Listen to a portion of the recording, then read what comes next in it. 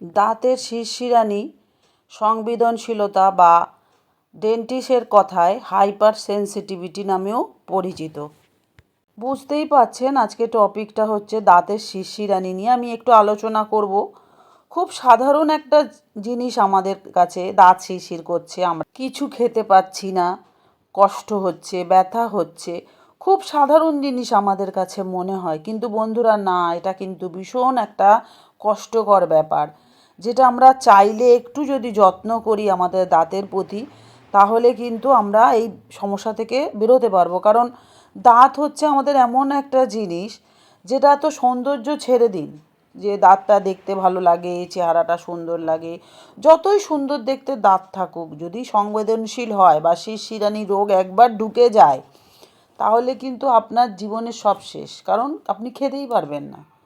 আমি নিজে ভুক্তভোগী, তাই আমি এটা নিয়ে আজকে ভিডিও বানাচ্ছি আপনাদের জন্য। কারণ আমার মনে হচ্ছে এই একটা সমস্যা, খুব বড় সমস্যা আমরা মনে করি না, আমাদের কাছে খুব তুচ্ছ, ছোট, দাঁত শিরশির করছে, কিন্তু এটা একটা বিরাট সমস্যা।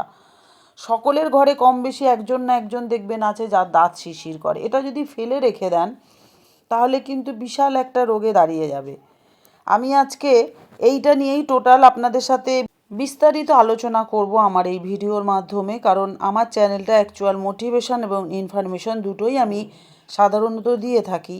তো সেই ক্ষেত্রে আমার মনে হচ্ছে এই ব্যাপারটা খুব একটা জটিল ব্যাপার, আমরা কিছু মনে করি না, কিন্তু ভীষণ জটিল ব্যাপার। আমি নিজে কষ্ট পাচ্ছি, তাই আমি আপনাদের সাথে শেয়ার করব আজকে।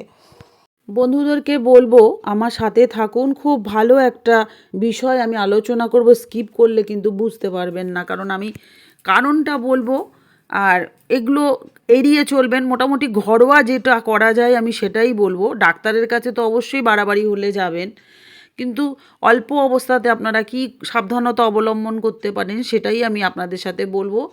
ভিডিওটা শুরু করার আগে আমি বলবো, যদি আমার চ্যানেলে আজকে নতুন হয়ে থাকেন, অবশ্যই চ্যানেলটা সাবস্ক্রিপশন করে পাশে থাকবেন, সকলের সাথে শেয়ার করে দেবেন এই তথ্যমূলক ভিডিওটি, লাইক কমেন্ট করতে কিন্তু একদমই ভুলবেন না। কতটা আপনাদের ভালো লাগলো ভিডিওটা আমাকে কিন্তু কমেন্ট করে অবশ্যই জানাবেন। হঠাৎ দেখবেন কোনো ঠান্ডা জিনিস খাবেন, আপনার দাঁতটা শিরশির করছে, কোনো টক জিনিস খাবেন, দেখবেন দাঁতটা শিরশির করছে, কখনো মিষ্টি জিনিস খাবেন, দেখবেন শিরশির করছে। এগুলো হয় সাধারণত কম বেশি, তো সেগুলো কিন্তু সূচনা। এটা যদি আপনি যত্ন নেন তাহলে কিন্তু এগুলো আর বাড়াবাড়ি হয় না। বাড়াবাড়ি হলে কিন্তু আপনার পুরো দাঁতের সাথে, আপনি বুঝতেই পাচ্ছেন, মুখ, মাথা, আপনার কান, টোটালটা কিন্তু আপনার কষ্ট হয়। মানে মুখের সাথে দাঁতের সাথে সমস্ত কিছু রিলেটেড, সেই জন্য পুরো অস্বস্তি একটা পুরোটা শরীর জুড়ে থাকে যদি বাড়াবাড়ি হয়। আর বাড়াবাড়ি হলেই অস্বস্তিটা কন্টিনিউ থেকে যায়, ওখান থেকে বেরোতে পারবেন না একমাত্র ঘুমানো ছাড়া। আর যদি মাঝে মধ্যে হয়, হঠাৎ ঠান্ডা খেলেন, আপনার একটুখানি মনে হলো কেমন একটা শিরশির করছে, এই সময় আপনাদের কিন্তু সাবধানতা অবলম্বন করতে হবে। সেটাই আমি আজকে আপনাদের সাথে শেয়ার করব, কিভাবে কি করবেন বাড়িতে। দাঁতের শিরশিরানি সংবেদনশীলতা, যা ডেন্টিন হাইপার সেন্সিটিভিটি নামে কিন্তু পরিচিত। এটা একটা সাধারণ দাঁতের সমস্যা, যেটা নির্দিষ্ট উদ্দীপকের সংস্পর্শে এসে এক বা একাধিক দাঁতে তীব্র অস্থায়ী ব্যথা বা অস্বস্তি দ্বারা চিহ্নিত করে। এই উদ্দীপনার মধ্যে গরম, ঠান্ডা, তাপমাত্রা, মিষ্টি বা অ্যাসিডিক খাবার, পানীয়, এমনকি ব্রাশ এবং আমরা যে টুথপেস্ট ব্যবহার করি, যেরকম সেরকম, সেগুলো থেকেও কিন্তু হয়। যদি আপনি হঠাৎ গরম বা ঠান্ডা কিছু খাওয়ার পর দাঁতে অস্বস্তি অনুভব করেন, তাহলে কিন্তু আপনি বুঝতে পারবেন আপনার দাঁত কিন্তু সেনসিটিভ বা সংবেদনশীল হতে পারে। এর কারণগুলো মোটামুটি যেটা হয়, দাঁত ক্ষয়ে গেলে হয়, মাড়ি সরে যায়, অনেক সময় ভেতরে ডেন্টিন অংশ উন্মুক্ত হলে দাঁতে সেনসিটিভিটি বা শিরশিরানি অনুভূত হয়। সাধারণত অনেক সময় দেখবেন ভুল পদ্ধতিতে ব্রাশ করি আমরা, খুব প্রেশার দিই দাঁতে, আর তাছাড়া আপনার অ্যাসিডিক খাবার আমরা খেয়ে থাকি, কম বেশি লেবু টেবু এগুলো তো খাই, দাঁত কিরমির করে অনেকে, ক্যাভিটি বা মাড়ির সমস্যার কারণে, গরম বা ঠান্ডা বা মিষ্টি জাতীয় খাবার, যে পানীয় দাঁতে স্নায়ুতে উদ্দীপনা সৃষ্টি করে, সেক্ষেত্রে এই শিরশিরানি বা ব্যথার সৃষ্টি করে। এর প্রধান কারণ হলো শক্ত ব্রাশ দিয়ে আমরা অনেক সময় দাঁত মাজি, সেই দাঁতে তখন কি হয়, ক্যাভিটি বা ক্ষয় হয় দাঁতের।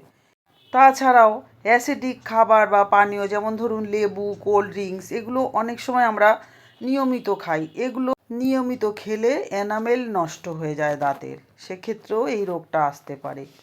মাড়ির সমস্যার জন্য হতে পারে, মাড়ি অনেক সময় সরে যায়, দাঁতের গোড়া বা শিকড় উন্মুক্ত হয়ে পড়ে, যার ফলে দাঁতে এই সমস্যা হতে পারে। রাতে ঘুমের মধ্যে অনেকে দেখবেন দাঁত কিরমির করে, এই ক্ষেত্রেও কিন্তু এনামেল নষ্ট হয়ে যায় দাঁতের। দাঁতে ফাটল বা পুরনো ফিলিংস নষ্ট হয়ে গেলে দাঁতের স্নায়ু সংবেদনশীল হয়ে যায়, দাঁত ভেঙে গেলে আর কি। আর দাঁত সাদা করার জন্য অনেকে ক্রাউন বা ফিলিং করে, সেক্ষেত্রেও সেনসিটিভিটি হতে পারে। মোটামুটি এইগুলো হলো কারণ, আরও ডাক্তাররা আপনাদেরকে বলবে আরও কী কী কারণ আছে।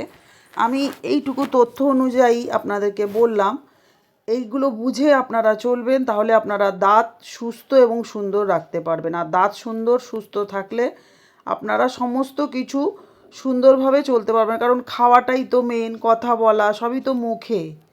সেই জন্য মুখের ভেতরে এই দাঁতের এই ছোট কারণটাই কিন্তু অনেক বড় আকার ধারণ করে আমাদের জীবনকে অতিষ্ঠ করে দেবে। এবার বলি এই সেনসিটিভিটি দূর করবেন কিভাবে।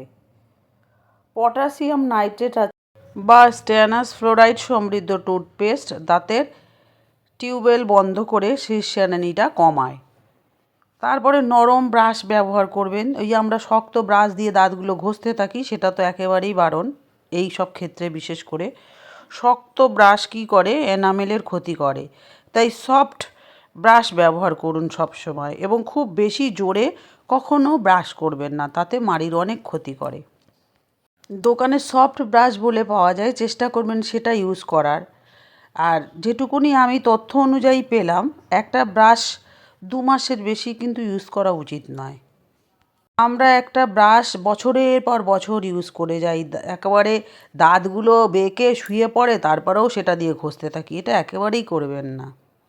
আর এই রকম যদি হয়, আপনারা চেষ্টা করবেন ঈষৎ উষ্ণ জলে আধা চামচ নুন মিশিয়ে দেবেন, সেই জল দিয়ে দিনে 2 বার কুলকুচি করবেন, তাতে মাড়ির প্রদাহ কমে এবং সেনসিটিভিটি থেকে আরাম পাওয়া যায়।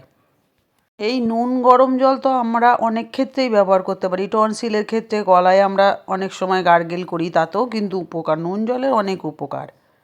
আর একটা বড় জিনিস যেটা আমাদেরকে এড়িয়ে চলতে হবে, সেটা হচ্ছে সাইট্রাস ফল, অর্থাৎ টক জাতীয়, যেমন হচ্ছে ধরুন কমলা লেবু, পাতি লেবু, গ্রেপফ্রুট, ম্যান্ডারিন, ক্লেমেন্টাইন, পোমেলো, এই ধরনের ফল অ্যাভয়েড করবেন, বিশেষ করে এই সময়টা। তারপরে আপনারা মিষ্টি জাতীয় খাবার, এতেও কিন্তু এনামেল ক্ষয় করে, তাই এগুলো কম খাবেন। আর ঠান্ডা জিনিস তো খাবেনই না, চেষ্টা করবেন ঠান্ডা জিনিস বর্জন করা এই সময়টা। এমনিও বেশিরভাগ ঠান্ডা খাবার টাবার খেলে দেখবেন শিরশিরানিটা হয়, এগুলো একটু অ্যাভয়েড করবেন, মাঝে মধ্যে খেলেন ঠিক আছে। এছাড়া নারকেল তেল দিয়ে 10 থেকে 20 মিনিট অয়েল পুলিং বা লবঙ্গ তেল ব্যথার জায়গায় আপনারা ব্যবহার করতে পারেন, তাতে অনেক উপকার পাবেন। আর এই সব ঘরোয়া টোটকায় যদি মনে করছেন যে কমছে না, তাহলে অবশ্যই আপনারা ডেন্টিস্টের কাছে গিয়ে ট্রিটমেন্টটা করিয়ে নেবেন, কারণ বাড়াবাড়ি হলে ডাক্তার ছাড়া আর কোনো উপায় নেই, তখন ডাক্তারের কাছে যেতেই হবে, ঘরোয়া টোটকায় কমবে না। চেষ্টা করবেন এই ব্যাপারগুলো একটু মাথায় রেখে যদি চলেন, তাহলে অনেকটা বাড়বে না ব্যাপারটা। আর যদি দীর্ঘস্থায়ী ব্যথা থাকে, তাহলে অবশ্যই একজন ডেন্টালের পরামর্শ নিন।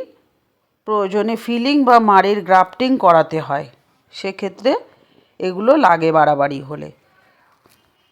তো বন্ধুদেরকে বলবো, যতটুকু আমি তথ্য অনুযায়ী পেলাম, ঘরোয়া অনুযায়ী কতটা সাবধানে থাকা যায় সেটা আমি বললাম। আর আশা করি আজকের এই ভিডিওটা সকলের কাছে খুব ইনফরমেটিভ লেগেছে। যদি ভালো লাগে বা তথ্যমূলক মনে করেন, অবশ্যই সকলের সাথে ভিডিওটা শেয়ার করে সকলকে, স্বাস্থ্যই সম্পদ এটা তো জানেন, তাই স্বাস্থ্য সবসময় সম্পদের মতো ব্যবহার করুন, তাকে খুব মূল্যবান ভেবে যত্নে রাখুন, তাহলে দেখবেন আপনারা ভালো থাকবেন, ভালো রাখতে পারবেন সকলকে। নিজে যদি অসুস্থ থাকেন, কাউকে ভালো রাখতেই পারবেন না। তাই আমি বলবো ভিডিওটা সকলের সাথে শেয়ার করে সকলের সাথে জরুরি এই তথ্যটা ভাগ করে নেবেন। আর একটাই জিনিস জানেন যে আপ ভালো তো জগৎ ভালো, এই কথাগুলো মিথ্যা নয়, সবসময় প্রযোজ্য আমাদের ক্ষেত্রে। তো আপনি ভালো থাকলে সবাইকে ভালো রাখতে পারবেন। তো আশা করি ভিডিওটা আপনাদের ভালো লেগেছে, অবশ্যই কমেন্ট করে আমাকে জানাবেন। আর বলবো এতক্ষণ আমার সাথে থাকার জন্য আপনাদেরকে অসংখ্য ধন্যবাদ। সবাই সুস্থ থাকুন এটাই কামনা করি। তাহলে আজকে আসি, আবার দেখা হচ্ছে নতুন আরেকটা ভিডিও নিয়ে। শুভরাত্রি।